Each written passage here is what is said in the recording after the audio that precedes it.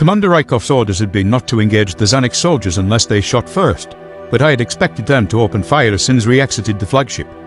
Instead, they were milling about the spacious terminal, guns pointed at the tiled floor rather than at us. One individual immediately caught my eye. His striking dark blue feathers and pronounced beak suggested he was of noble lineage.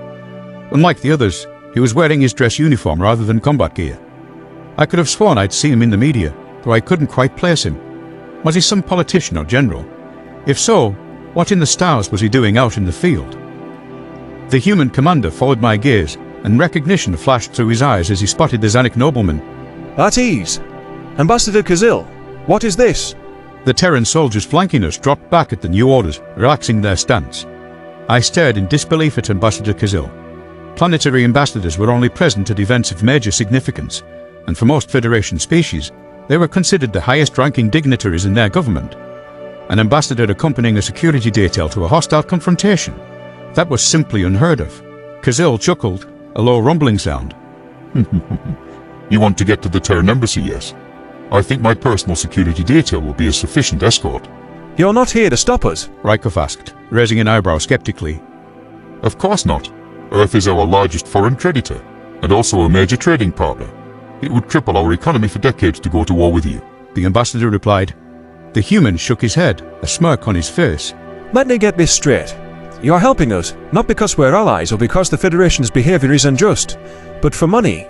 Exactly. I see why our governments get along so well. A note of amusement punctuated the commander's words. You do realize that the Federation could go to war with you for helping us, don't you? War? With what army? If we leave, the other military species will follow. Kazil stretched a talon toward me. It seems you've already won over the Jatari anyways. You've turned the highest-ranking Federation general into your errand boy. My blood burned at the insult, and I raised my plasma rifle at the ambassador's head. Errand boy? I dare you to say that again. Commander Rykov reached over, prying the weapon from my grasp. General, I would appreciate if you didn't shoot our only ally in the Senate. I clenched my teeth, feeling the veins bulge in my neck. Was the commander really taking his side? Assaulting the Zanuck ambassador wouldn't be the smartest move, especially while surrounded by his soldiers, but his haughty attitude was insufferable. Yes, you should listen to the human, Kazil said, a triumphant look in his eyes. Rykov wagged a finger at the ambassador. Don't look so smug. You're out of line too, trying to get under Jatari's skin. The General and I both have a score to settle with a certain someone. He is not my subordinate. Relax, I was just having a bit of fun. The Jatari are wound way too tight, he responded. Who is this certain someone? Well, our business with her is unofficial, if you understand what I mean. Rykov traced a hand down the barrel of my confiscated rifle, a dark look on his face. We want to track down Speaker Ula. That Dazai? I wasn't too familiar with Zanuck profanity, but I believe Dazai loosely translates to intestine brain. She shouldn't be hard to find. Ula's on the Senate floor as we speak, raising a motion for the Terran Union's removal from the Federation. The Senate is in session now, and you're not there? I grumbled. I had better things to do. Kazil looked at me for a moment, then turned his gaze back to the commander. Frankly, I don't know why Ambassador Johnson attended. I guess she likes listening to grandstanding idiots. Rykov laughed. It probably reminds her of home. In all seriousness though, do you think the motion will pass? Does Ula have the votes? The ambassador hesitated. I don't know.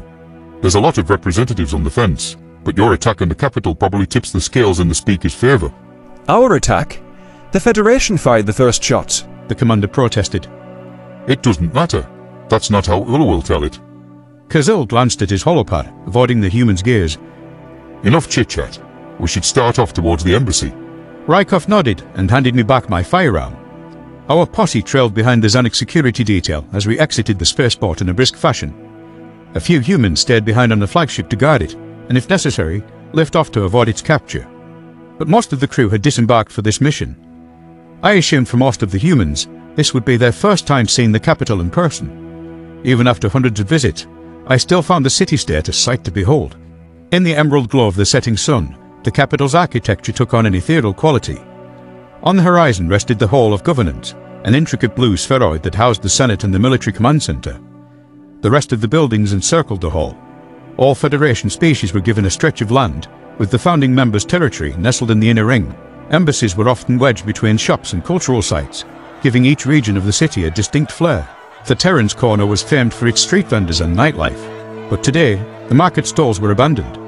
A crowd of non-human protesters numbering in the thousands packed the street. The mob seemed agitated. Barricades lined the avenue to thwart their advance on the embassy. A wall of human police camped behind the barriers, pushing back any demonstrators who tried to cross the threshold. I say police in quotation marks because they were dressed head to toe in black combat gear, an outfit identical to that of a Terran soldier. The only path to the embassy was through the throng, and a few of the protesters had already noticed our presence. A group of them splintered off and charged towards us, wielding blunt weapons and makeshift projectiles. It was evident that we needed to get the demonstrators out of our way, or they would overwhelm us with sheer numbers. The same thought must have crossed Ambassador Kazil's mind, because with a whistle, he signalled for his men to drop into a firing position. The Zonic soldiers found a target, talons hovering over their trigger. Stop! What is wrong with you people? Rykov shrieked, sounding almost hysterical. I offered him a sympathetic smile. There's no other way. Ambassador Kazil gestured agreement, looking baffled by the human's outburst. The commander wordlessly removed the silencer from his rifle, paying no mind to approaching civilians. He aimed the barrel at the sky and fired 3 times in quick succession. I winced at the unmistakable ear-splitting pops. The protesters descending on our position scrambled backward, and I heard screams from the crowd. The humans are shooting at us! One voice shouted. In a matter of seconds, the demonstrators dispersed, running for their lives. They scattered off into alleyways and storefronts, clearing the path for our unit. Commander Rykov sighed, lowering his weapon. There's always another way. A knot of shame settled in my stomach. If not for the commander, I would have stood by and watched a needless civilian massacre. Speaker Ula really could not have been more wrong about his species. That much was obvious. The humans had no desire for death, and their first thought was always towards limiting casualties. Whatever bloodshed littered their history, they had changed. One of the police officers broke from his formation, marching down the street. He pushed his way past the Zonic soldiers, pointing an accusatory finger at Rykov. Why are you here? I told Terran Command not to let you come. The commander gasped, staring slack-jawed at the stranger. Pavel? I thought you were a hostage. The agency has ways in and out of the embassy. Pavel unclasped his helmet, revealing a face that looked like a younger version of Rykov. It really isn't good if any of us are captured. What is the agency? I demanded. This your brother? Commander Rykov waved a hand dismissively. The State Department, I told you. And yes, this is my brother. Pavel, this is... Pavel smirked. I know, General Kelon, an honor. And unless I'm hallucinating, the Zanik ambassador is in your little band as well. We're at your service. On behalf of my government, we apologize for the Federation's recent actions. Kazil said. No need. Since you're here, you guys might as well help.